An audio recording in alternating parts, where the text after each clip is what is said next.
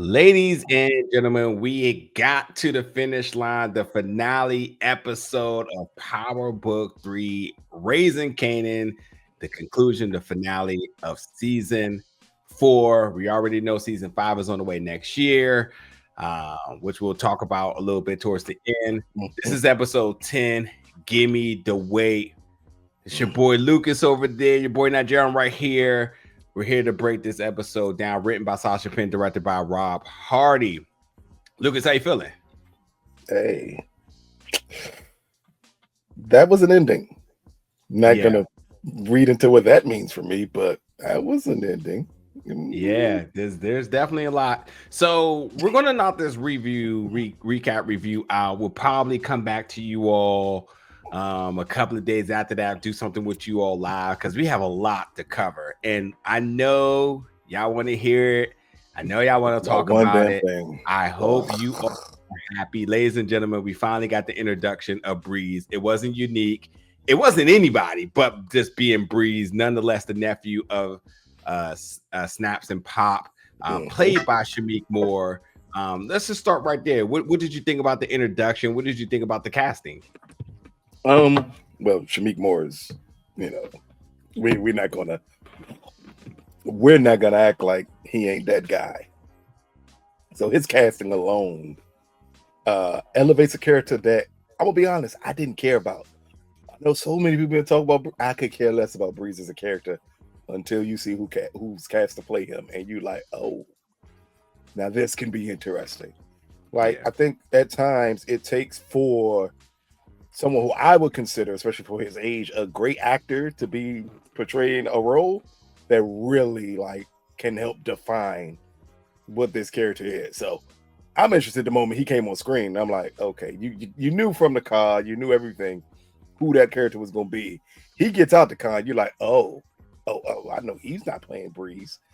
And then when it's revealed, you're like, that's damn near perfect casting. Because if anybody can play a character like Breeze, it's Shameik Moore. If anybody should ever play a character like Breeze at a young age, it would be him. That alone makes this interesting. Big Shameik Moore fan here, which is so funny because last week, and I swear I didn't know, but I just mentioned about my love for the movie Dope. Which was also one of Shameik Moore's very early projects. And obviously we know him as Miles Morales, voicing him in the Spider-Verse trilogy. But listen, in case you don't know who this guy is, or in case you just kind of jumped in towards this little internet thing that people running with him, with Haley, who cares? Go look at Wu-Tang: An American Saga. He plays the iconic, yet the legendary Raekwon. The blessings for the work he's done there from everybody from Wu-Tang. And he really, really bodies that role. So yes, the moment that I got the little tinkling that I thought, oh, I think they're going to introduce Breeze this episode, and he pulled up with the Porsche and he stepped out, I was like, you know what? I love it, man. Because a little part of me was wondering, where has Shameik been at? I know he's just not sitting here waiting to get into Spider-Verse, which is a voice actor role, which yes, I know it definitely is demanding of sorts, but usually people kind of double down with things. They voice acting, and they also got some other, live action something going. He has a movie from RZA coming out this year. He does. That's right. It's Tribeca. That's right. But yeah, nonetheless, it was about time we saw him again. And again, him working with RZA, that must tell you something.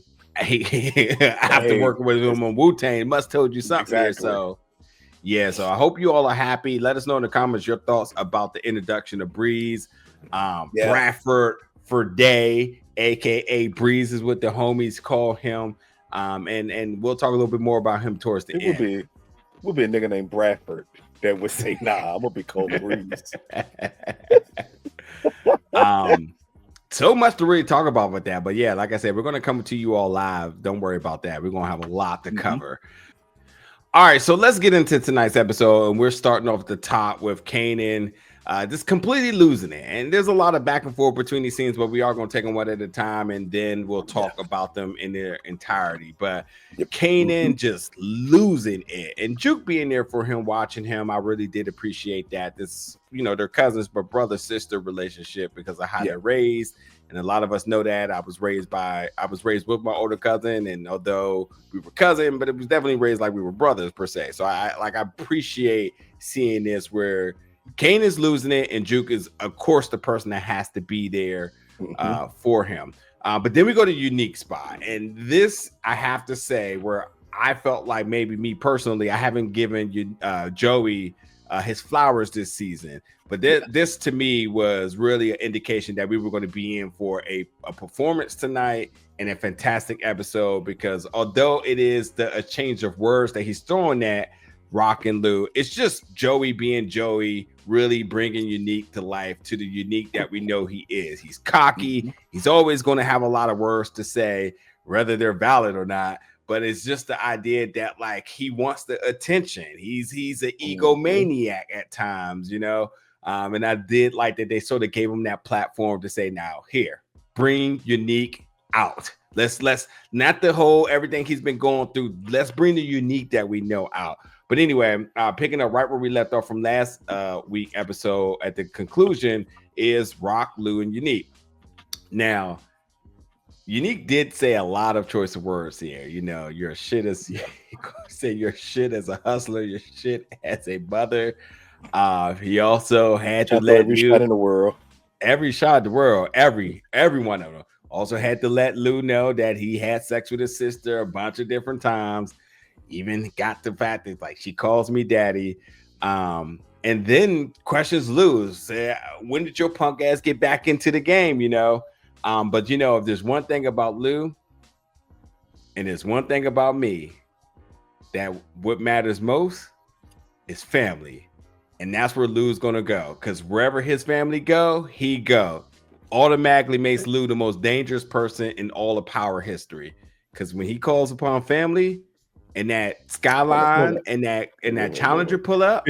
Is it Lou that's calling upon family or Rock? Because Rock is the leader of this family. It's Rock saying, "This is Brazil." That's Rock. Okay, that's not Lou. But we'll come back to it. I definitely got some thoughts here. But going back to Kanan and Juke, I do love that Kanan spells it out for everybody that it ain't just about Crystal, it's about everything. This guy has truly lost everybody and everything around him. He lost his money, he lost all the people he loved. There's a lot of trauma in young Kanan's blood right now. And he says like and obviously things start to shift about the blame with his mother, but he says I can give a fuck about somebody it because it always gets grabbed away. Like anybody he gives a fuck about, it always gets grabbed away, and then she's always the one taken. And it's interesting because he mentions that Snaps and Pop couldn't make it any plainer that it was Rock. But then Juke once again says, "What the fuck that got to do with your moms?" I don't buy everything that Bonnie and Clyde is talking. Everyone has an angle, and then Kanan basically just says, "I know better than everybody." So we can't talk about this because this is the end of that. I just want to quickly say that I love the character Juke. I do not like how Juke is not standing 10 toes down, because say it again. It's almost like she's giving advice, but she's unwilling to like really stamp the advice. Like she brings up good things, and then it's almost like, oh, but let me tuck my tail about it. And it's not that. And I do agree with this, because sometimes you can only help somebody as much as they want to be helped. Yeah. But that's not what Juke has been doing all this episode, because when it came down to Rock, she stood on business. You know what I mean? She had all of the words. So why wasn't she there to tell Kanan, like, Kanan, snap out of it? And for all the folks in the comments last week saying you was hoping that Kanan was going to wisen up this episode, sorry, we'll be back season 5 with the same prayers, but it just hasn't happened just yet. But what did you think? It's one line that needs to be said by Juke. Why Do you trust them so much? That's all it takes. It's one line. If Juke asks him once, why do you trust them so much? And Kanan has to answer that question. That would be that's it. Because you can't answer that question. Every time you believe Rock did something, you act like you don't know another black woman. Literally, another one who's questioning you about I'll be damned if they are just not. They might as well be the villains in the Scooby-Doo by overly asking questions to Kanan, and he ain't picking up on none of it. But just to focus on this beginning conversation with Juke. Here, you just want Juke to be like, hey, why are you trusting them over your mother? Yeah. I don't care what Rock has done. Why are you trusting them over her? What makes them so honest to you? They set you up with Ronnie. But yeah, you completely forget about that. How did that go? Yeah. You completely forget about that. Yeah. They're the ones who's feeding you this information. When you talk about Rock Kill Fame, who told you this? Yeah. Don't they have something to gain from telling you this? So when Juke says everyone wants to play an angle, you want her to put her foot down and be like, and what makes you think they're not playing you? That's all you want. It ain't difficult here. Like it's irritating as you're watching it because, and as this episode came to an end, I came to the conclusion that this show, while it's giving you a peek at Kanan, it is taking away a lot of the thoughts I had of the intelligence of Kanan. Like at times, I think you never questioned in the original Power series that James was I don't care how you saw it, James was always going to be Paul McCartney. Like no matter how you saw it, that's what James was going to be. And Kanan was Ringo. Like he's made to play the background. And in this show, I think it's just highlighting more and more that maybe this bravado that we accustomed to from Kanan in the original series don't really exist. Because he's not making smart moves here. So again, I don't put up last episode. A lot of the moves he's making here is highlighting the mistakes he made in the original series. And now we're all way back at it again here with this conversation with him and Juke at the beginning. Because you want a light bulb to go off in this boy's head, and that Joan is just not there. Everything will always be Rock's fault. And that's why I know we didn't get there yet, but that conversation between him and Lou later in the episode, it's the most important conversation of this season. Because Lou finally broke it down to him exactly what it is, and he still didn't listen. To him, it still didn't matter. Because Rock needs to be to blame for everything that's gone wrong in my life, and not me. Not that you went behind her back to start hustling. She didn't want you to do it. You forced her hand into making you do it. And then you made mistake after mistake after mistake that she had to clean up. And when she cleaned it up, you didn't like the way she cleaned it up. She cleaned it up in a way to really like pinpoint you and force you into a direction. It's still all your fault. You got to be a man to be accountable to your actions, and Kanan still ain't get there yet. Yeah, we'll talk about that more when we get there for sure. There's definitely going to be a lot of different moments in this episode. We're going to have to really dissect and break down, but I fully agree. That was such a important question for Juke to have could have asked. That could have really changed his trajectory and everything. But yeah, the light bulb in Kanan's head has definitely not come on. Sure suckered it. Yeah, for sure.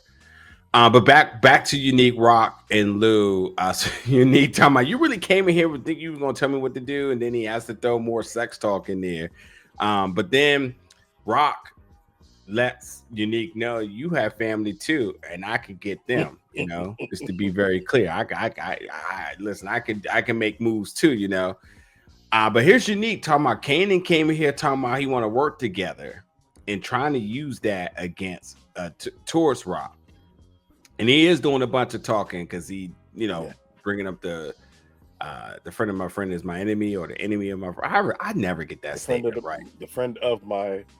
The enemy of my enemy is my friend. There we go. Thank you. But then Rock I mean, listen, first of all, Rock is looking down the barrel of the gun and says, "You've been warned." And I think there's a lot of really things to pick up here. Number one, Unique is shaken when Rock sends that threat.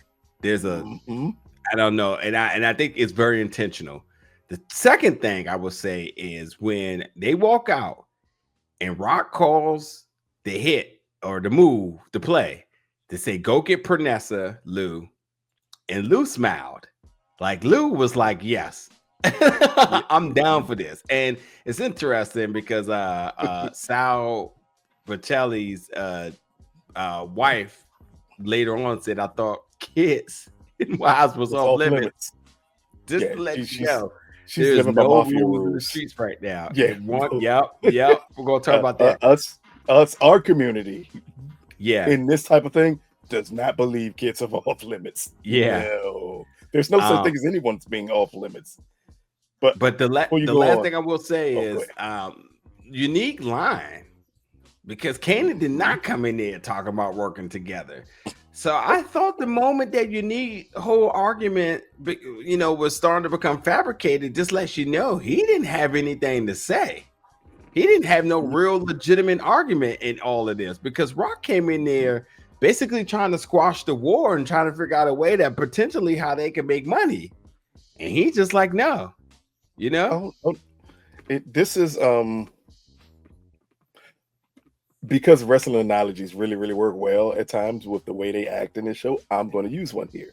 This is like the attempt when the big heel does a big showing and everything, and the face just does not react and says 2 words and sets the heel off. That's what happened to Unique here. Rock and Lou are too calm, and he does not know how to respond to everything he's throwing out to her. It feels like it's bouncing off of her. And she's like, let me give you another wrestling analogy real quick. It's called cheap heat, because when you can't cut the promo to get the reaction, then you start to hit below the belt. You're trying to find ways to get something going. So typically you had the folks to say, let me say something personally about these people. Let me see if I can really tap into their personal life to get something. Anybody who was watching Charlotte and Tiffany Stratton of earlier of last month knows exactly what I'm talking about. But it is that. And that's exactly what it was. Tiffany was the Unique, because Unique couldn't get a reaction out of Charlotte and Rock. So you said, well, let me try to do something a little personal here to see if that works. But I tell you, much like people talk about it, who won that argument? So here I am to ask you all, the fans here. This was a meeting of the two forces. They both had their goals that they were looking to accomplish. Who won? Who got the upper end of the stick here in this exchange? It's very easy and simple. Rock mentioned kidnapping Unique's family, and his whole everything changed. Everything changed the moment she mentioned that. For some odd reason, it never clicked in his head where Rock would be willing to take it to. So when she says, "Oh, you got family too, Nick," everything changed for him. Yeah. And then he tried to throw shots at Lou, and Lou is again very calm, just like Rock. I'm here because family's here. It's very simple. They're so matter of fact about the way they're talking, it completely throws him off. And he doesn't know what to do anymore.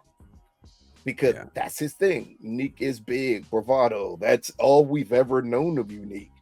But now you're in the game with someone who won't let you see their emotions. Because it's not that Rock does not have them. She just knew better than at that moment, Unique can't see it. We see it the moment her and Lou leave out. All her emotions come out, but they do not come out in front of him. Yeah. Because to show emotions in front of you would be to show weakness. Yeah. I'm not showing you a weakness. I'm going to let you get all this shit off. You talking bad about me. I'm calling you daddy and all this other stuff. And it's hitting Rock, but Rock's face is stone. So it's throwing him off. And the moment she mentions, "I'll kidnap your family," Unique goes off. Yeah. It's a very, just a very fun way to show exactly the difference between them two. Yeah. In the end, Rock has been doing this for a long time. She knows the way this game is played, and Unique is still too emotional to really control or run anything properly. Yeah. All right, so Stefano now, because what else would he be doing but eating at some restaurant with his henchmen all around him, which I can't wait to talk about later, because I know what y'all going to think, but I'm going to make sure I clear this up. No. But yes, Margie or Carmine's. Yeah. But Marvin shows up and he just needs a minute of his time. And this is Marvin on his soapbox. He's apologizing, but I think the short way to put this is what's done is done. And Stefano calls off the business with Rock. He says his biggest regret is with them. At this rate, too, he completely is gaslighting, if you ask me. But it's okay. Yeah. But while all that is happening, and I do think that Stefano is just reacting right now, because the moment after he basically calls off the business, then he starts talking about Phil Russo and New Jersey and how he think he could go toe to toe with me and so on. And he basically said, much like I'm sure we're going to say a couple of times today, but he feels like because Rock and Marvin has been looking weak, this is a reflection of him. That is not an accurate statement as well, to my point, but I think I'm not going to elaborate on that until we see the meeting between Phil and Stefano, why I think that. But Marvin is in disarray. Marvin is pleading. I think we can fix this. I think for me, and whether you want to add anything to this, I think Marvin realized truly he's fucked up. But I will say, much like Rock called him out on, he feels like he fucked up, but it's way too late. And that's the problem. His apology, his wanting to fix things, I still don't think it's clicking to the point that he realized, like, bro, you're way out of your league at this rate now. Like, you just can't make this right. And that's why you see this measure of like desperation to do it. Even the little part of me is thinking to myself, which they did not play into, that I thought he was going to meet Rock and Rock was going to flip out on him off break. But the first time when they talked about it, it was basically them just saying like, okay, if he's out now, what are we going to do? I wasn't expecting that reaction. I really thought Rock was just going to be like, why did you go over there and fuck it up? You know, it's the persistence of keep going there and talking to him. Because it almost felt like if he had not went to go see him to apologize, they would still be in business right now. It is all going back to Marvin does not want to go back to Rock and admit that she's right here. He fucked it up from the beginning, and she told him not to do it. She even told him how to handle it. Remember, she told him to take out both of them. Don't kill one and not kill the other. And Marvin, being Marvin, thought, nah, I can work this out. Don't work with Stefano. You don't know how them Italians are. Marvin does it anyway. It all comes back to you've been going against the advice of Rock this entire time. Now that all the shit hit the fan, or as she said, you $1 short, a day late and $1 short, all of it falls back on him. And this is him trying to plead his case out of it. But you don't plead your case out of it when you fuck up in business. Yeah. That's it. Like, you got to pay the ultimate price for what you've done. And that's what Marvin is left with here. Is him trying to make up everything. But I still believe he understands there's no way to make it up. Yeah. Like, he out here on the hope and a prayer. Yeah. Now understanding, like, again, as is revealed later on in the episode, he never had a chance anyway. Yeah. Yeah. All right, so Lou's doing his recon on Unique's folks here, and a couple other scenes as well. But this is where it first started. Kanan goes to see Grandma Joyce's grave, which, just if there was any doubt, but we've already said it. But the grave says 1992, just to confirm what year we're in, folks, because I don't know how some of you all are getting that confused, but whatever. But anyway, this is a very this is almost one of those power tropes as well too, and maybe it is just what people do when they go to graves, is they confess their sins to their loved ones and do this and almost get caught up because he did it and somebody was videotaping him. No, that wasn't him that did that. I think that was Tariq that did that. No, I said Tariq. Oh, I think it was him. Yeah. Tariq. Like, stop going to people. If you are out here going to grave sites, confessing your sins to people, let me help you out here. Those people in there can't hear you. You can do that anywhere. Don't go do somewhere where someone can video record you doing it. Yeah.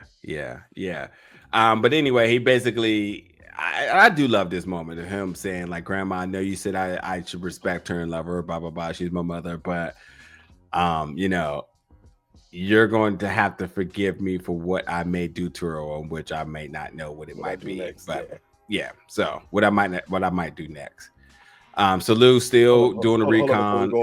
Before we go on so fast, shout out to the fact that we've only seen Kanan with his grandmother 3 times this season and no other season, but yet they were so close that now he needs to not apologize for what he about to do next. Yeah, that's all I'm saying. Because Grandma was never around. I ain't mad at it. I'm not. Grandma wanted money. Grandma didn't give a fuck about Kanan or Juke until she got cancer. I do think that it was interesting that he said, like, I know I haven't appeared a lot, but you know, it works. It works for him to confess his feelings about the situation. But it's interesting though, because it is still him a realization that, like, he know that's what he's supposed to be doing. So now it's just more and more people. You just add the grandma in there, people that's saying, like, you need to trust your mother. But no, of course not, because everything is her fault. But Lewis continued to do the recon on Unique's family. He's at the hospital now. We go to the pavilion, and Erwin is out, and he says, you know, how many more people would die because of your business? He's already sent his family back to China. He's the last one left. He doesn't care what happens to him. So yeah, Rock has now lost business with Stefano and Erwin. It's not looking good for her in terms of making that money and getting that stuff out there. Now, Kanan went to go see Crystal's boyfriend. Hold over real quick. I'm gonna keep on interjecting on certain parts. I'm trying to get through all this little BS stuff, man. But this is funny. How many people thought, and the audience, y'all can answer this too. How many people thought Rock was about to say, "Nigga, you don't think I can reach your people in China?" That's all I wanted Rock to say. That's it. You don't think I can reach your people in China, nigga? You think they safe there? You think they safe in China? Like, that's all I wanted Rock to say, Joe. That's it. I ain't want nothing else. Go ahead. I was waiting for Rock to say that, Joe. That'd been the funniest thing in the world to me. But yeah, Kanan went to go see Crystal's mom boyfriend, just getting wanting to get an update on how Crystal's mom was doing. But just told him to hit him if he hears anything. Lou now sees Pernessa as she gets into a car. Now, first of all, let me just tell you about the lack of situational awareness here.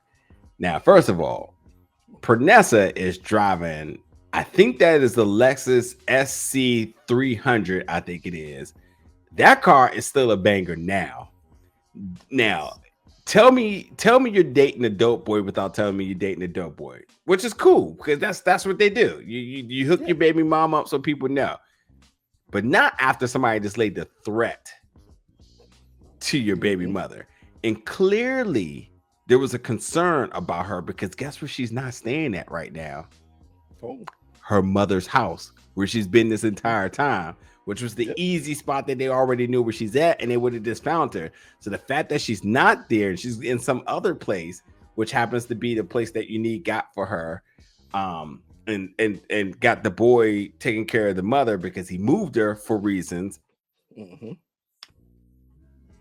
But you still got her out here in a car that's just grabbing all the attention from everybody.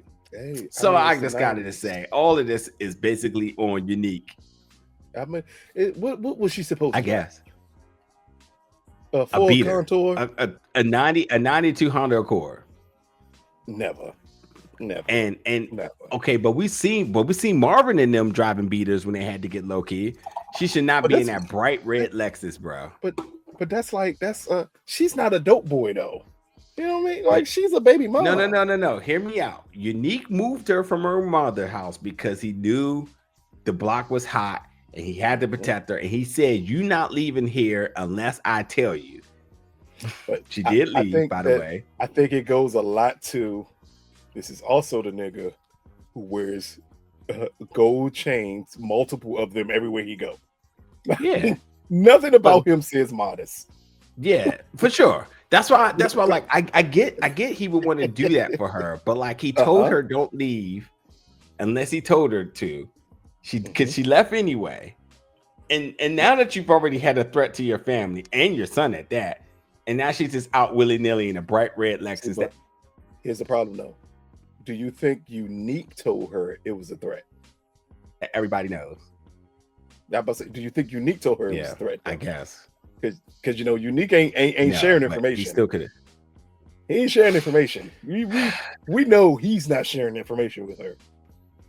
So Chess, he never even brought up to her like, hey, by the way, Rock out here threatening your life and my son's life. He probably never told her. So she just getting her Lexus, like running her errands, going to Eastover to get a little Easter outfit or something. She has no no knowledge in the world. Her whole life is, as Whoopi would have said in Ghost, Molly, you in danger, girl. She has no idea what's going on here. That's why she thinks everything cool. All right, so you're right. It's still Unique's fault.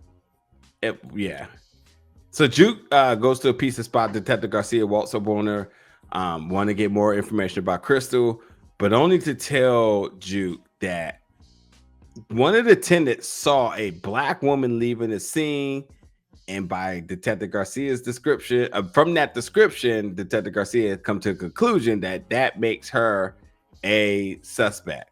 Now, Juke has no problem talking to Garcia or the cops in general. So this was an easy walk away from situation. But you see her give that look. And when she had that look, what do you think she was thinking? I think the obvious is like, oh, she thinks it was Rock. Do you think that she thinks it was Rock? Do you think it's the obvious that she thought it was Rock when she heard that? Do you think it was that she felt relieved that she didn't get pinned up even for any additional question, like she was just good to lock her hair from it? Or do you think she started to sit back and say like, wait, who could this be? Like, where do you think her mind kind of went when she presented that evidence? Immediately to Rock, because they act like they don't know any other black women. Like between her and Kanan, they know no other black women. So the moment they said black woman, I think she started feeding into Kanan's theory. Okay. It's weird. They started making Juke not being able to put together 1 + 1 here. Because to say all they saw was a black woman leaving out from Juke, when I ask a tad bit more questions here, like, well, what did the black woman? Because if you're saying it's here, you go. If you're saying that it could be me and Rock ain't the same size. Well, if you think it's me, so you're telling me you think it's a bigger or a thicker black woman. I know it's not Rock then. Yeah. Who fits that body type? Because cops don't just say a black woman. They're going to tell you. Nah, thicker black woman coming out here, and that's why it's you. Nah, they heard black, and that was it. That's all they needed for the arrest. But in all seriousness, though, I'm surprised Detective Garcia didn't invoke his favor back from Juke at all this episode, to be frank. But I was just wondering where that was going to come into play, because after he gave her the information about Crystal, you started to wonder where he's going to invoke that return of a favor. And as soon as he brought up that it was woman, it makes me think like, what might this mean for Juke? But I definitely know that's going to have a lot to do with next season's plot. Yeah, not next week. But anyway, Kanan snaps and Pop. Now, Kanan's just there for more questions, and all he wants to know is what happened to Crystal. Meanwhile, Pop and Snaps are just talking about any and everything. But we'll come back because there's more to that. Now, Lou now following Pernessa to her place. But yeah, coming back to the Kanan, Pops, and Snap. Now, they bring up about Unique, and Unique bringing up to them that he heard that him and Kanan linked up, or we're talking about linking up or working together. Mm-hmm. And Pops think that's a good decision for everyone. But Kanan, Kanan obviously has this reservation because he's only bent on getting information about Crystal. He doesn't want to hear anything about Famous or anything like that. But Pop is letting them know, like, listen, like, at this rate now, we're hungry. We have a supply, we have transportation, we can make this happen. Yeah. We can make, you and Unique on the same page. And then we get the first little nugget about them having a nephew who just really relocated from East New York. He will also be a good um contributor to all of this. And this is them saying, like, your father made us a lot of money back in the day, and this is how we honor him, by honoring you. Legacy matters. Also mentioning that Rock doesn't know anything about that. Um, but Kane, this is where it gets difficult, because while they telling all of this about working with Unique and mentioning Breeze here, Kanan does ask, what does it matter to you all what me and Unique is doing? And I thought that was such a great question that they just, I mean, obviously they're sharp with it. But they basically was just kind of like, nah, because we make money off of all of this and we want a bigger piece of the pie. And you would think to yourself, like, yeah, but why? But why? Because Ronnie didn't work. So now what, we're just going to try the 2.0 version with Unique. So, you would have thought he had a little bit more hesitation on being so open to that, or even just going with their answer. But yeah, what did you make of this encounter with the three of them? And when you heard them first bring up their nephew, did you have that thought that they could have been talking about Breeze here? I knew who it was. It's obviously possible who it was. I thought the most interesting part of this conversation was Pop saying, "Hey, what happened to that little Puerto Rican boy we told you that Rock killed?" Nigga, like, it didn't pop into your head. That's an odd question just to throw at me. And you throw it at me and it doesn't still pop into your head like, wait, y'all are way too invested on what I plan on doing about this. Yeah. Nothing at all. Yeah. Hey, you and Unique working together. We think that's an amazing thing because Unique came and told us y'all met. Again, 2 + 2 ain't equal 4 to Kanan yet. It's like 2.5. Yeah. Again, another thing makes absolutely no sense here. But when they say their nephew, everybody knows who this is. It just, to me, this is always with this setup of an introduction, it's always interesting how this is going to work, because we know the actual relationship between Kanan and Breeze, and they were not partners. That was not their relationship. So you kind of wonder, like, how is that going to go about everything?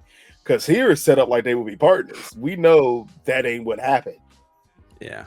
We know technically he worked for Breeze. He was not his partner. Correct. So there's a couple of things here. First of all, the introduction of Breeze, and I wasn't going to talk about it yet, but we might as well. The introduction of Breeze to the diehards is like, oh my God, we've been waiting for that. But for the folks who have no clue who Breeze is, I mean, y'all gonna have a great time with all the think pieces out there in the internet, and plus all the information we know from the original Power series is Breeze is the one that taught James, Tommy, and Kanan the game. And as you see here, he's being set up more as a partner, but at some point this goes sour. Now, here's just my quick thoughts. Middle of this recap review, I'm just gonna tell you. Shameik is such of a powerhouse of an actor, if you ask me. I see this being an introduction, but I don't see this being a character that's staying on Raising Kanan much longer. I see this as a small introduction and transition to Origins, and if they do what I hope they do and run these shows parallel, back and forth with each other. But so one, real quick, let's just talk about this because this got brought up. We know that Force is on this last season, coming at the end of this year. We know Origins is been announced, but we don't have a date. We also know that 2 other shows have been announced, but we don't have names, titles, dates, or anything of that sort. So with season 5 of this coming next year, I do think that Origins will be popping around. It'll be the next show to come out in the slate of Power shows after that. And I do think you get 1 or 2 appearances from Breeze in it, but I think Breeze is really going to, and Shameik is really going to blossom and lay his roots in the Power universe on Origins. Really, and mainly because when it comes down to the casting of Tommy and Ghost, I don't think they're going to go big names. I think they're going to go what they've done with Makai and what they've done with Michael Rainey is that we're going to I think for find those young, characters, hungry talent and grow them. But Shamika's primed, so you have the star power here, much like you have him. That's the big name on the show, and then you have the other characters that we'll love, but these actors that we don't know, and then let them grow, much like they've done with this one. London and people know Joey and people know Bettina, but a lot of people didn't know Makai, but like you appreciate Makai. Now Makai is a household name. So I do think that as much as we can talk so much about Breeze, I don't think we're going to see Breeze much on Raising Kanan. That's just my thought. Oh, I'm sorry. I never thought that. I think they literally just showed you the character for a reason. It ain't for Raising Kanan. He's not important actually to Raising Kanan ends. Yeah, that's when Breeze becomes important, is when Raising Kanan ends. Like, you need to understand how it becomes, how we get to the point that he works for Breeze. That's all you need to know.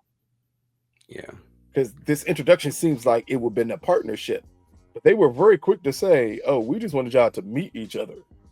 This ain't nothing right now."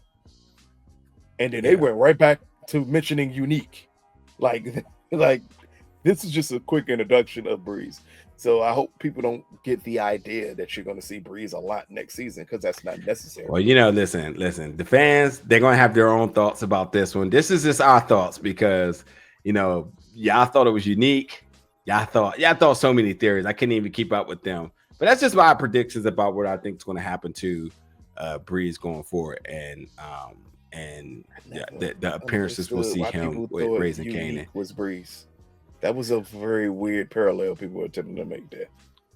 So next we got Unique and Sal Baselli's wife, Teresa. And much like I mentioned, Teresa was talking about the time where families was off limits, because that is, the rules within the mobs and the families. But let me just tell you that Unique being here and being sort of I don't know, emotionally available for her, I guess is the way to put it, is two things to make. Teresa made it very clear that her folks are not happy with Phil Russo sitting on his hand and not making right for what happened to Sal, which is interesting because it's like, did y'all never think that Phil might have had something to do with it? That's why he's not moving, but that's okay. But Unique said he's going to make it right. I'm so glad that we didn't have no creepy moment where they kiss or anything, because it definitely felt like it could have got there, but I'm glad it didn't. Unique is basically taking the sort of declaration for answers from Teresa as motivation to make change and make right on everything. I think the easiest way to put this next scene is we see my man Early Tyler just hanging out in the hotel, answers the door, gets got, other dude get got, and that's it. This is Marvin trying to clean up his mess, but too little too late. Now Rock and Juke. Now Rock is excited to see Juke because she says it's not often that you call me and say we need to talk. I was thinking for a moment, because we always see them together. And I think it just makes those moments just that much more special, that they wasn't because of the fact that somebody had something that they needed to get off their chest. It was just them two getting together. An auntie and niece bonding. Which is why this scene hits on so many different levels here. Now, this is Juke looking for answers about Crystal. And then you have Rock saying, you are not a little girl no more. So you need to be very cautious about the things you say to me, because what's said is said and can't be done.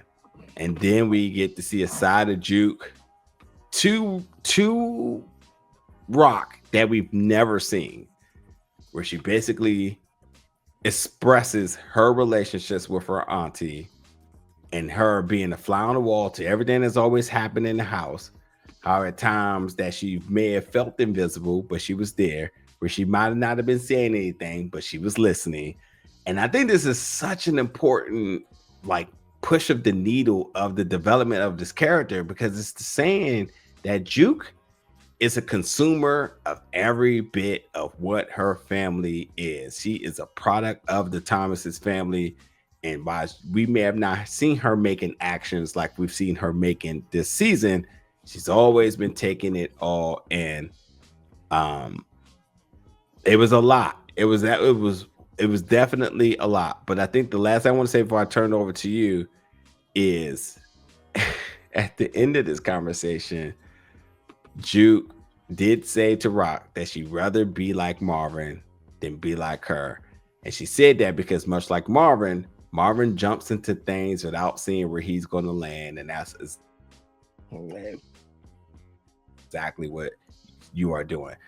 I ask you, what is your thoughts about this scene? But more importantly, what do you think that statement at the end about I'd rather be like him than you, what do you think that did for each of the characters? That comment, I think, took away some of the respect that Rock had for Juke, because Rock sees Marvin doing what Marvin does is a huge weakness. And if you're willing to do the exact same thing he's willing to do, then you are not the person I thought you were. Yeah. Marvin operates like a worker bee. I think Rock thought more of Juke than that. But in this conversation, the way Rock framed it was perfect. Because here, Juke is jumping into something that really has nothing to do with her. And you're jumping in on it because you have now taken on the emotions of Kanan. Like, you're literally acting just like him. And Rock notices it. From asking about Crystal and all that, and Rock giving you an answer, and you're not happy with that answer because you want to believe something different. And when she says you're just like Marvin, jumping and not understanding where you're going to land, that is one of the realest statements ever made on this series. Because if you go back and look at everything Marvin has done, he never thinks of what could happen if this doesn't work. Everything is flying by the seat of his pants here. So for her to tell Juke, you're just like him, meaning you're making a lot. You're coming up with a lot of conclusions of things, but you ain't thought in a second, what happens if I'm wrong? How does this affect my family moving forward? How does it affect my relationship with Rock moving forward? Yeah. At this point, you blame me for everything, and you're not thinking of the consequences of you doing it. So when Rock first says, hey, Juke, you're not a kid anymore. Yeah. Understand, your words have consequences. That's her letting Juke know and fully understand. You're not above reproach, if I come to a nice word instead of saying you're not above me hurting you. So understand what your words will do. Because the moment I can't trust you, because that's the biggest thing with Rock is trust. The moment I can't trust you, you can't be around. Yeah. And if you're gonna follow suit of emotion the way Kanan is doing, that's a problem. And I think that's what this scene foreshadowed most. I think Juke responded with emotion when she said, I watch everything. Because if that's the case, if we were to believe, because I don't believe that in a second, if I were to believe Juke watched everything and that helped her understand more about Rock, if that was the case, then you would know the things you actually think she did, she wouldn't do. Yeah. And she wouldn't do it because it's just not her. It just doesn't add up. Yeah. And this is Juke taking on Kanan's emotion. And she's taking Kanan's emotion to Rock. Yeah. And it's again, you stop thinking. The moment you stop thinking, we all get into these situations. And this is the same way here. So off of the scene, all I thought about the entire time was this is Rock. This is Juke stooping to Kanan's level. She stopped thinking and went with emotion. Yeah, I definitely think the Butter reunion is where this really comes into Mm-hmm. perspective about what's going on with her. But I wait till we get there. So now we get Stefano and Phil's meeting. A meeting that we all have been waiting for, a meeting that each of these characters have been waiting for, but they're just talking to each other, pretty much outlining each of their stances and their wrongdoings, and trying to be accountable for it, trying to be admirable about it. But what I did find really interesting was them admitting to the fact that like they had the little stooges, the likes of Rocky and Unique, trying to fight their war for them as their appearance for the it's almost the aesthetic of them two going at it, but it obviously didn't work the way they wanted it to. So that's a key point to make, that like they definitely found that to be a tactic that didn't work and they could care less about it. But after that, we do hear Phil say, you know what? I'm going to pull out Queens. This was Stefano's ass because he had no business being in his territory. He says, no worries. I can leave. No worries at all. But as he says, as much as I can give, I can take. And he stabs Stefano. He guts him. And it appears that Stefano is dead on the bench. Now, I know what you guys are thinking. Where is the security? Where are the guys? Where are the people that should be protecting them? We have got to remind you all once again, these are made men. So what Phil did right now was not only try to kill Stefano, he might have just killed himself, because this is a cardinal rule. Cardinal rule. You cannot touch a made man. This is why they try to do the little subliminal war to appear that they're fighting one another without them actually touching one another, because that you can do, but this you can't. Much is why he said later, he said, I took a swing, and what he really wanted to say was like, man, I took a swing and now I'm assed out because it didn't go the way I wanted it to, because Stefano survived, which I was not expecting that to happen. That was a big, I don't know. I just wasn't expecting.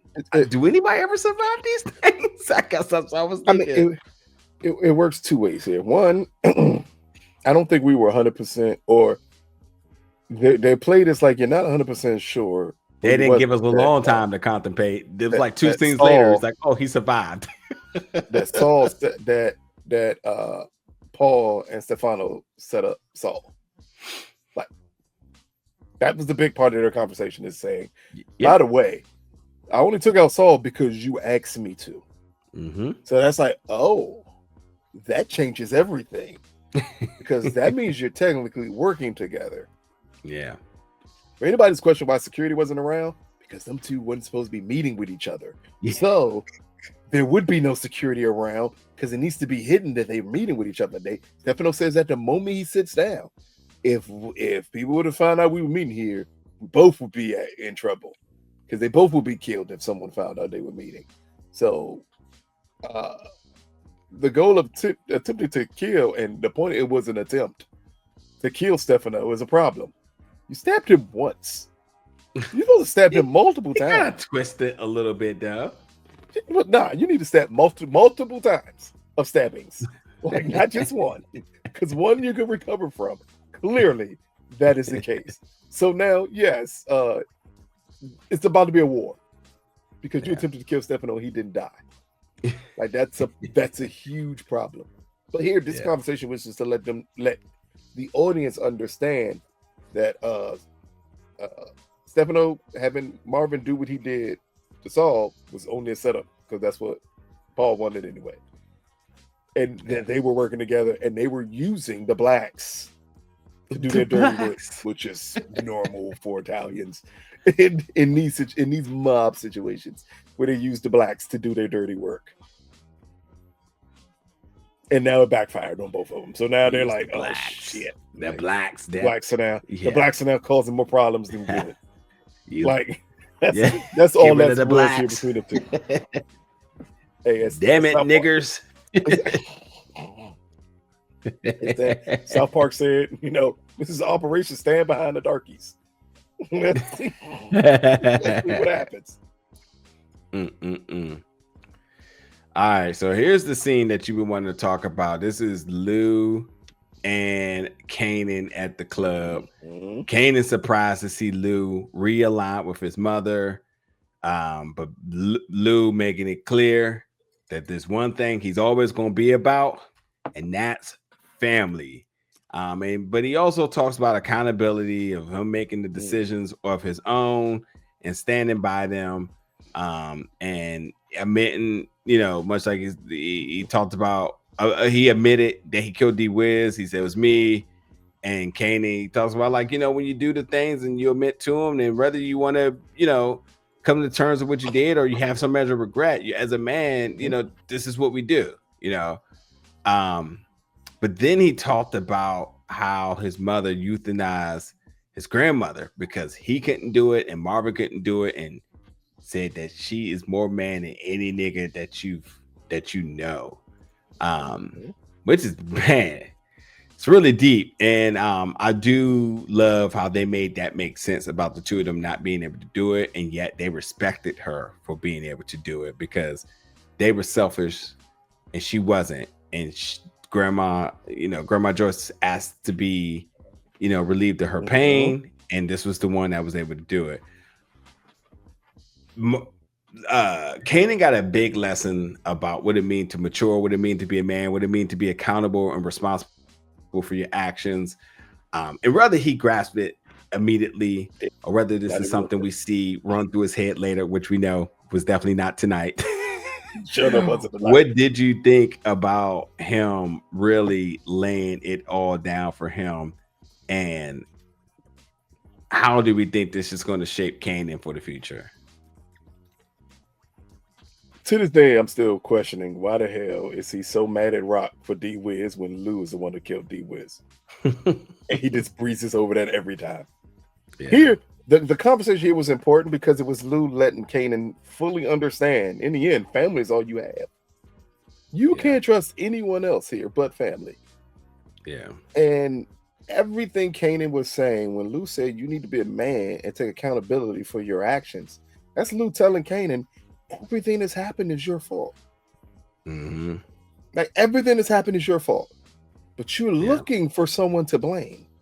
And Lou said, my life didn't get better until I realized I couldn't blame Rock for everything. Yeah, because it's me. Like, I did this. Like, it's the one thing Kanan refuses to do is to take accountability.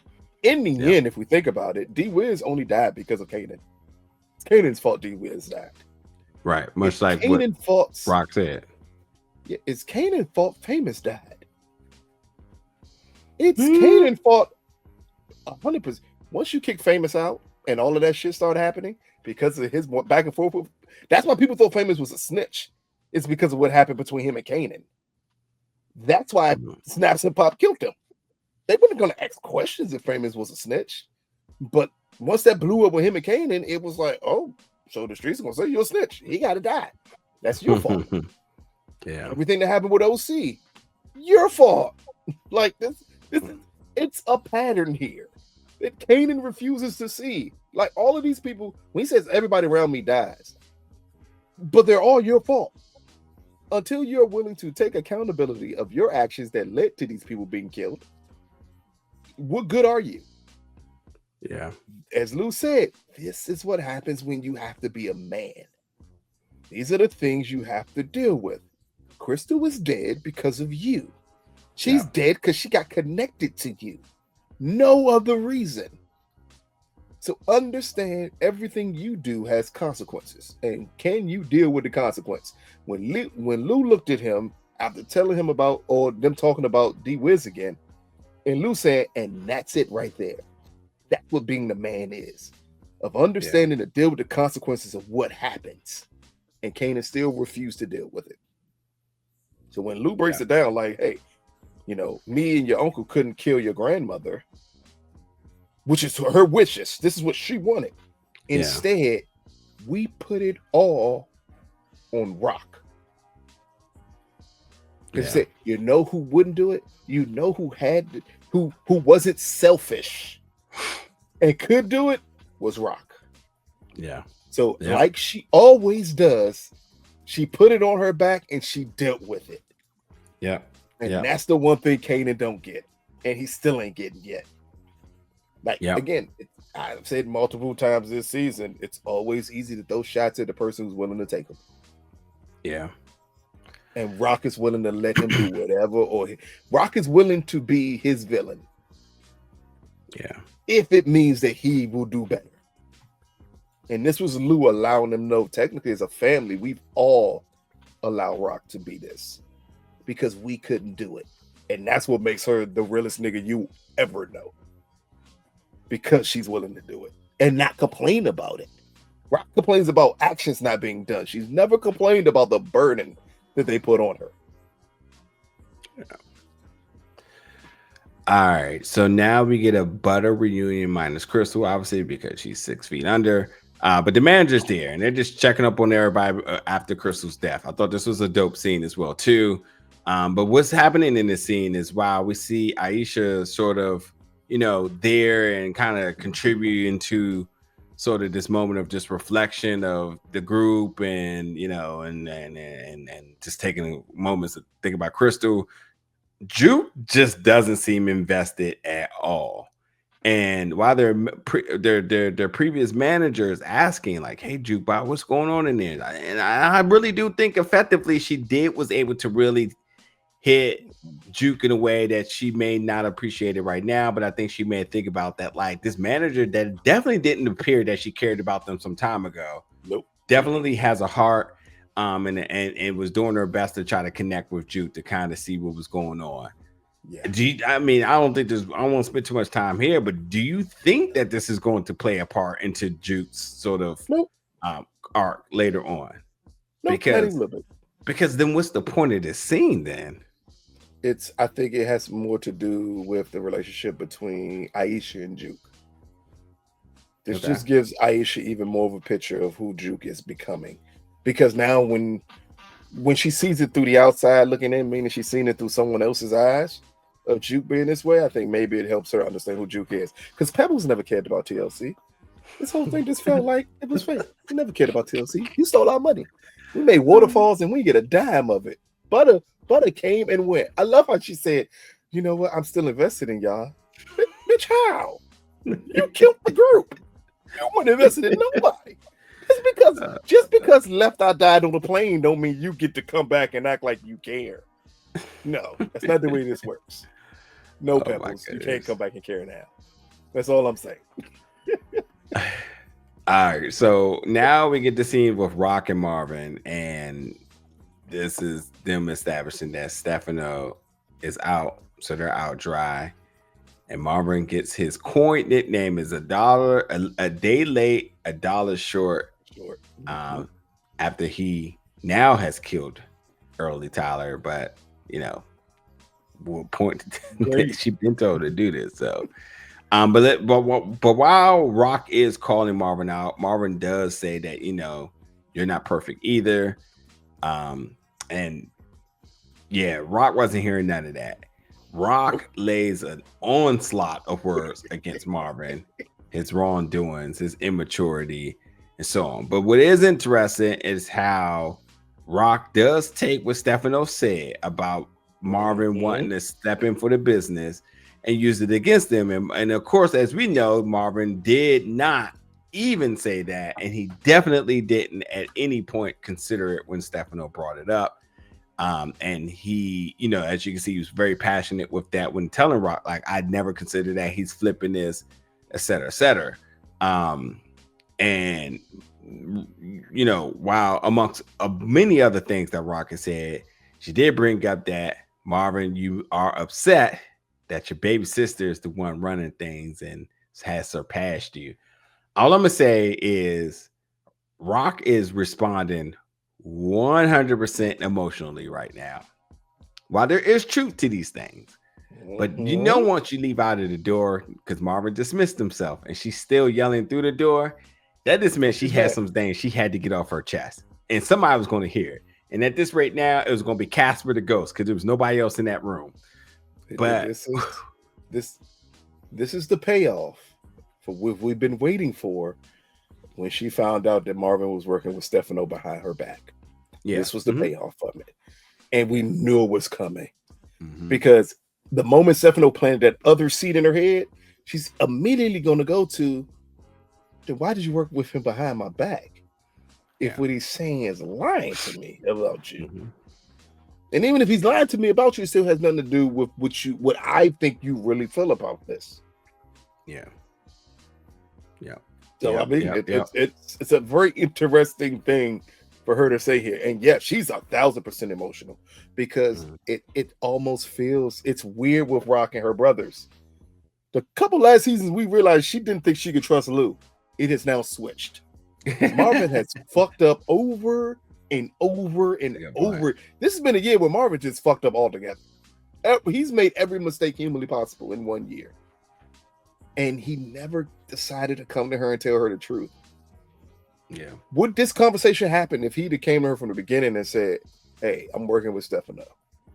He don't want you involved in it. That's all it took. And instead, we saw that look on his face when he thought Rock found out. And that little like sigh of relief he did, now we understand why he did it. Yeah. I mean, yeah. My thought about this is that I think Marvin was feeling the vibes of feeling like the man, and this is why he didn't want to turn, because he didn't want to ruin a good thing.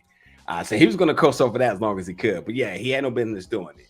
And then it caught back up to him, and this is what's happening to him. And again, it does show you that like his sort of inability to assess his situations and to respond at an ordinate time here. He's always doing things late. He's always recognizing things late. He's always finishing the jobs late, and that's become his sort of his weakness at this rate, is that he can't do things when they need to be done. He either needs somebody to tell him once or twice, but it ain't until the third time does he actually get it done. So quick, he never told Rock that Stefano went to him about running everything and he rejected it. He waited until she brought it up. Yeah. Another problem. The moment Stefano did that, you needed to come and tell Rock, like, hey, he came to me telling me I should replace you. But then you wait to do it. So it builds even more suspicion. Like, this is something he told you. Why didn't you tell me when he told you this? Yeah. What made you wait? Yeah. Yeah, I'm gonna have problems trusting you 100%. So, and then you fucked up on other things, and then you put us in a situation where Stefano's no longer even an option because you fucked up. Okay, yeah. I think you set me up at this point because it's too, what George Bush said: "Fool me once, shame on me. Fool me twice, shame on me. You fool me once, you can't fool me again." Hey, George, that's hilarious right there. So Kanan snaps and Pop, and they're talking about they're still shaking the tree, and this is when now we truly get the introduction of the red Porsche pulling up, and it is Breeze, Shamik Moore. A really cool introduction. Again, pulling up with the Porsche. Everybody turning their neck seeing him. He's making money. A lot of people out here driving Lexuses and Range Rovers, Land Rovers. But my man got the Porsche, which means his money is a little bit more longer than everybody's that we've seen right now. But if he came from the East, I wonder if they're going to express why he decided to relocate. Is it for, as they say, more business and endeavors, or was there any particular reason? But we're not going to talk about it because I don't like the power universe to throw out ideas. Yeah. But let's just say, if he's running here now, certain people can't be around anymore. What do you mean? Who? I mean, as you said, he was in the East, right? And then he moves up to where we know he's like the head guy running everything. Think Snaps and Pop can be around if he does that? Nope. Oh, they can't be present.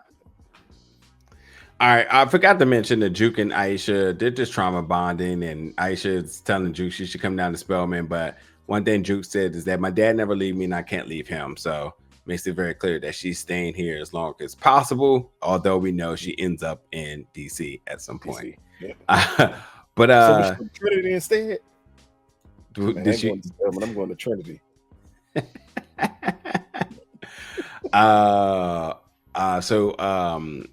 Where are we at with this? So Juke is talking to Marvin as he just talks about her and Aisha hooking up, which Marvin said I didn't know she was like that. And then about talking to Rock, and nobody sits here and thinks that she had anything to do with Crystal or Famous, except for Juke and Kanan at this rate. But Marvin definitely, although Marvin just got brutally cursed out by his sister, he's still like, no, that's not Rock. Yeah, that's not the way she does business. And if she did it, I'd have known she did it. Exactly. All right, let me get to these last scenes because like I said, we're going to come back with you all live and really talk about a lot of this, a lot more. But now we do get Kanan and Breeze, just an acknowledgement of one another. Breeze making the correlation between the two of them, saying like, I heard you're just like me, you're all about business. And they said, and Breeze asked us about what about the other nigga talking about Unique, but they said this is just an introduction. And again, much like we said, but as you hear from Snaps, like this is just an introduction of two titans to lay eyes on each other. So, I think that's exactly the sort of laying out the format in terms of what's going to happen with the show. Now, Unique and Phil says he took a big swing and he missed it, which we is talking about him stabbing Stefano. As we know, Stefano's not dead, but then he tells Unique to do whatever you need to do, which basically tells Unique to start a war with Rock. Now, Rock and Lou now says they need to hit first, and they need to hit fast. So it sounds like some Cobra Kai training. But they said we need to take that nigga out at the knees. And now we see Garcia roll up on Kanan and wants to talk about Crystal. Now we don't get to hear what he had to talk about here, but I do think he just brought up to you. He brought up to Kanan that the last person that was seen at the scene was a black woman, and which he's Kanan like, only knows one black woman. That is my mother. He only knows one. Yeah, he only knows one black woman. Never seen another black woman in my life. Let me ask you a question. How come Garcia never went up? How come he never went to go see Rock? Because it would work. He's using kids. Like, come on now. It's police. He's using these children, and he's not even thinking about Rock here. Yeah. Because here's the odd part. We know the last person people really know that Crystal went to see would be Rock. Yeah. And Rock didn't hide that Crystal was there. But amazingly, he's going to all the kids to just let them know, like, I know you know something here. I think Baptiste told him, don't you go near them, the Thomas family, though. Stay away from the older ones. Go to the younger ones. Let's milk them as much as humanly possible. Yeah. Him to tell Kanan, I saw her with a black woman, and Kanan immediately says, I know it's Rock now, because it's only one black woman here. And it's Rock. While talking to Pops. Yeah. While Pops is asking the most suspicious questions humanly possible to Kanan, and he still ain't putting two together yet. That's insane to me. It's a level of him and Breeze may be alike. And I ain't say that in a positive way because they've never portrayed Breeze in Original Power as being smart. They literally said he was stupid. They could predict everything. I don't go that far, but I just feel like they've always just said what Breeze's contribution was to the characters. They never gave us much else about Breeze and his characteristics. Besides, he's the one that taught them the game. Oh no! I'm not freestyling this. It's literally in words.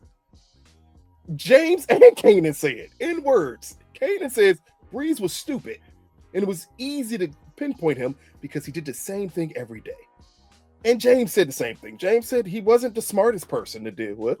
That's what made it easy to take him out. This is their actual words in Original Power about Breeze. So that's not me freestyling. They said this about Breeze for a reason. Yeah. And that's why when you say Kanan says him and Breeze are alike, it doesn't compute, because it's like, no, you two are not alike. And matter of fact, Kanan had said as much, that you two were nothing alike. So again, but it is irritating to hear a black woman do this. So now we get Rock and Lou. I already talked about that. So Marvin goes to see his goddaughter. She got new godparents, Mr. and Mrs. Porter, which I'm sure y'all probably wonder who's that connected to. They did not say Proctor, they said Porter. Close to what? One letter yeah, from just turning. I know what y'all want, and yeah, y'all can begin the speculations now that she changes her name to Alicia Marie or something. I don't know, but anyway, Marvin's there having his moment, just seeing her, and I think there's going to be more to that, because they wouldn't have just introduced this character just to see Marvin cry at the end. But we'll see what happens with her. But she has new foster homes, and I think if anything, Marvin feels like he did something right here. It's by getting her into a better, loving, better situation, and it made the death. It made the deaths. It made the deaths worth it. The two crackheads he killed. Now we see Unique and his team loading up their weapons. We see Pernessa and Unique's son. They get rolled up by Lou with B-Rilla driving. So you see B-Rilla is in the mix already. He's in the fold. He unarms her, puts her in the front seat, and it takes them away.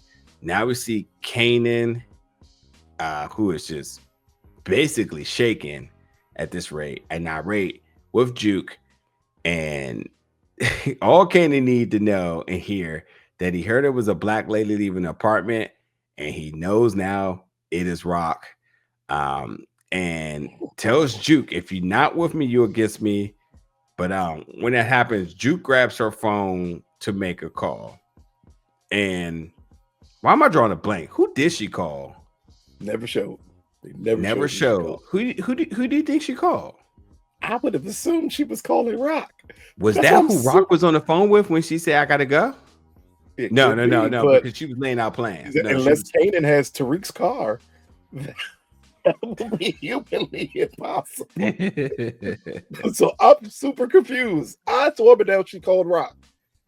Now, okay. We're not going to act like it's not a cliffhanger, and it's a possibility that she. Hold on. Let's see it. Yeah. Wait. Yeah. I think let's just lead this speculation to that, because we got one more scene we could talk about that. So we want to know, and y'all let us know in the comments. Who do y'all think Juke was on the phone with? Now, Unique, we see Unique and his folks. They're laying what do you call them? Cocktails. Yes, thank you. In all of Rock's places, setting fire to all those places. We see Marvin, who looks like he's about to go get gas, and I thought this might have been early Tyler's place, his mechanic shop, but that wouldn't have made any sense. At least I don't think it was. But he was damn near close to being shot here. And if it was early Tyler place, that's interesting, because early has been on Unique's side. So what would make Unique take shot at his place? That wasn't early place. That was one of Rock's places. Oh, okay. Oh, you're right. You're right. You're absolutely right. So all the Rock places are getting hit. We see we see Marvin barely escape from being hit, because he looked like he was done. This is towards the end of the episode. So when you lay a big death, that was the perfect little place that they could have did this at. Also, by the way, Marvin has a lot of bodies this season, and he is walking around very freely. My man ain't worried about a damn thing here. But then we get to the last scene now, and we see Rock on the phone. Rock is on the phone talking about everything that she gonna do, and then she says, I gotta call you back, because Kanan rolls up, puts a gun to her, and this is him once again blaming her for everything, for Famous, for Crystal, and Rock pleads her case, and says, I love you, and I would never hurt you like this, et cetera. And I'm paraphrasing, but as you know, the big thing is that Kanan has a gun to her, and we're left on a cliffhanger where we hear a bullet, but we don't know what eventually happens here. Now, I'm just going to say this really, really quick, and then I'm gonna let you give us your thoughts about this. This has been 10 episodes, and Kanan still doesn't get it, even to the very last moment. I will also say that although this is season 4, with season 5 already being announced, they bridging this season as a continuation for next season. So this didn't end with a strong exclamation point. Like they had to end all the storylines. Like they had to, give us a nice, period at the end of this season in terms of like resetting or restarting for the next season. And I said this, much like I said this about the original Power, when you were only getting renewed for one season, you were writing for one season at a time.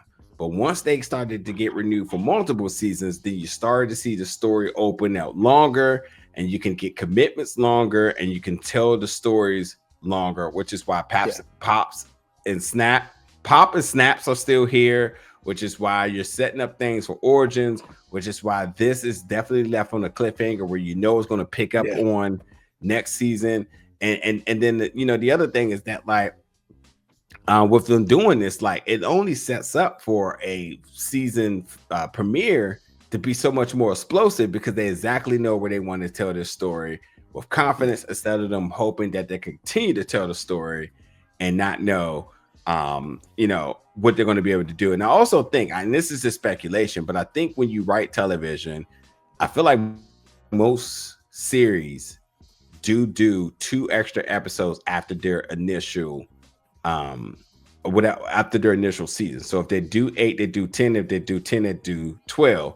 So that when you have a finale, you can say, and if you renew us, here's where our story is going. And then you can almost say you shot it like one season. So that essentially your premiere becomes almost like your episode 9. And you know how episode 9s are with Power. It's those explosive things where so many different things happening. And it's just a good way to get us to the finale, which in this case will be our premiere. Then our second episode, which is just going to really just push the story along forward. But nonetheless, let's just give it back to you here. Who do you think Juke was calling, and what did you think about the closing moment of this episode with Rock and Kanan? Juke was calling one of them. I just don't know which one. I'm in the belief she was possibly calling Lou. And the reason I said Lou is because that conversation Rock had on the phone sounded like she was talking to Marvin. Okay. Because she was talking about everything getting hit and saying we can rebuild everything. That's not a problem. Yeah. So she's talking business. And we know she's not talking to none of the Asian people, because weird part is Unique bombed all the places, but the Asians are already backed out. Yeah. Mm-hmm. Didn't really affect Rock's business. They were already gone anyway. So I think she was possibly talking to Marvin, and Juke was calling Lou. Okay. We know she couldn't have called Rock, because if she called Rock, that means Rock was prepared for Kanan to come there. Or maybe she did call Rock, and Rock was prepared for Kanan to come there. Yeah. And could prepare for that whole conversation to take place. Mm-hmm. Like, again, we never know, because it leaves you with another cliffhanger. So we don't necessarily know that element of it. Here, again, it's you want Kanan to be smart. He just decides no. Who's responsible for the gunshot? I think that's a power trope. I think it is Kanan, and I don't think he shot his mother. It's one of the things where he couldn't do it. Like, it's no. If the goal was for them to kill Rock, they'd have killed her at the end of the season, not the first episode of next season. Yeah, exactly. Good point. No, not at all. Not at all. Do you think there's any chance that Juke came in and shot at Marvin? I mean, shot at Kanan? Only way I say no is because she grabbed the phone instead of running after Kanan. Like, so no, it's not Juke. But it wouldn't be surprising if it's Lou. Yeah. But then I don't think anyone's going to shoot Kanan, because Rock wouldn't allow that either. Exactly. I think it's exactly what you said. It is. It's Kanan. He made the shot, not at her, past her, or shot at the ground. And I think we're going to finally see him turn the page and trying to be. Somebody's going to run in and have a conversation like, "What the fuck are you doing? Because you think she did?"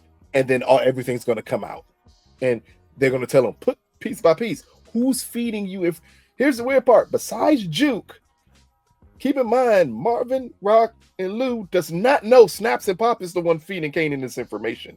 Yeah. They don't know this. When they find out that they're feeding Kanan information, then they know who the threat is. Yeah, yeah. Because I'm pretty sure it's gonna be Rock or somebody who's gonna tell Kanan. So you heard a black woman did it, and you didn't think Pops? Yeah. They had to benefit. Again, we've been saying it this whole season. They had the benefit of killing. They had the reason to kill Pain. Yeah. You didn't think about that? Crystal disappears. I tell you, she left my house. Meaning, if I told you she left my house, I wouldn't have done it. Yeah, exactly. You say wouldn't volunteer that information if I did it, you know? You're literally going to two people who have cops on their payroll. Yeah. You're still not getting it? Yeah. And I think that would change Kanan's not view of his mom, but his view of the world. And I think that's the change we need to see happen. Like that, I think that's going to be big for next season for them. Is now you need to see the flip in both Kanan and Juke. Yeah. Yeah. All right. That's going to do it for the recap review show tonight. We'll be back to talk to y'all live, going over some of the big moments of tonight's episode, the finale episodes, things we've seen kind of popping up online that you all are theorizing on. Obviously, we'll talk Breeze. We'll talk about the finale, and then in the closing moments of the finale. And if Kanan made the shot, is Rock gone? Is that the last time we see Patina? Is that the last time we see Rock? You know, all those different things I want to talk about. We're going to make sure we cover that all. But yeah, get in the comments. Let us know your thoughts, your predictions, your thoughts about this season, your thoughts about the finale, your thoughts about the introduction of Breeze, and then obviously your predictions for season 5. And now do it for Power. We'll be back for Power Book 4 Force in a few months, and then we'll be back for this next year. So thank you all for checking us out for season 4. This has definitely been a fun ride, and we'll be back soon with more Power content. Thanks for watching, folks.